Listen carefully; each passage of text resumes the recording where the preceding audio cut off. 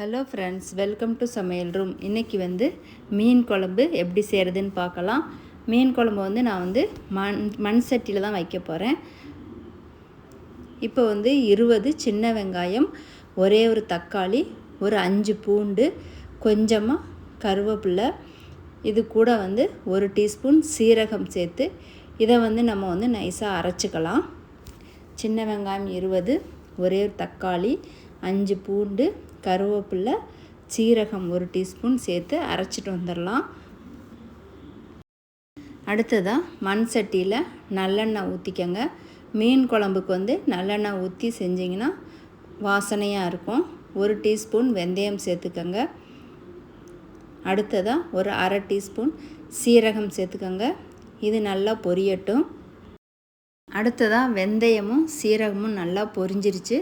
இப்போ சின்ன வெங்காயம் ஒரு 5, பூண்டு ஒரு 3 பல்லு பூண்டை நான் உரலில் ஒன்றும் பாதியமாக தட்டி இந்த குழம்ப தாளிக்கிறேன். அடுத்தது கருவேப்பிள்ளையும் மிளகா வத்தலும் இது கூட சேர்த்துக்கிறேன். சேர்த்துட்டு நல்லா வதக்கி விட்டுருங்க. பூண்டு 3 பல்லு, சின்ன வெங்காயம் ஒரு 5, இது ரெண்டையும் உரலில் ஒன்றும் பாதியமாக தட்டிக்கிட்டால் போதும், அரைக்க வேண்டாம். அடுத்தது இந்த குழம்புக்கு தேவையான மசாலா சேர்த்துடலாம். மஞ்சத்தூள், அடுத்தது மிளகாத்தூள், உங்களுக்கு எவ்வளோ காரம் தேவையோ அந்த அளவு மிளகாத்தூள் சேர்த்துக்கோங்க. அடுத்தது தனியாத்தூள் சேர்த்துக்கலாம். நான் 1 டீஸ்பூன் மிளகாத்தூள் சேர்த்தேன்னா 3 டீஸ்பூன் தனியாத்தூள் சேர்த்துக்குவேன். சேர்த்துட்டு இதை கரிஞ்சிராமல் ஃப்ளேமை மீடியம் ஃப்ளேமில் வச்சு நல்லா வதக்கிக்கங்க.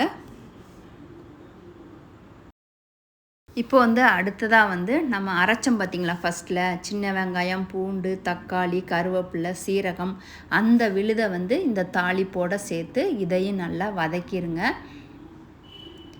இது கரிஞ்சிராமல் மீடியம் ஃப்ளேமில் வச்சு நல்லா வதக்கிடுங்க. அடுத்தது குழம்புக்கு தேவையான உப்பை சேர்த்துடலாம்.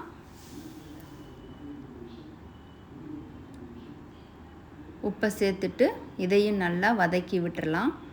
இப்போ இது வதங்கணும். அதுக்காக மீடியம் ஃப்ளேமில் வச்சு இப்போ நல்லா மூடி போட்டு கொஞ்சம் வதங்கிறதுக்கு டைம் கொடுப்போம். இப்போ இது வதங்கட்டும், மூடி வச்சிடலாம்.